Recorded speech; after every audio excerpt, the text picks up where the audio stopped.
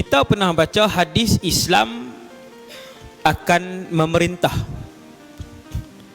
Kita pernah baca hadis Islam akan menjadi asing.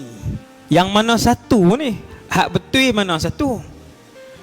Islam akan memerintahkah betul? Islam akan menjadi asing, dipandang asingkah betul? Jawapan yang pertama, Islam itu bermula dengan dipandang asing dan dia akan kembali asing. Zaman tu bila? Zaman hari ni. Siapa yang amal Islam, yang itulah yang paling terkebelakang. Siapa yang amal Islam sebenar dalam seluruh kehidupan dia, dialah yang, keluarga itulah yang paling dipandang serong. Itu asing. Yang tu yang kita hidup hari ini.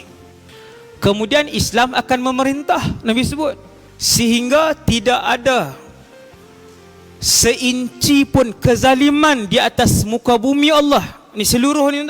Hadis itu juga akan berlaku. Yang tu berlaku ketika pemerintahan Al-Imam Mahdi dan juga Nabi Isa ibn Maryam.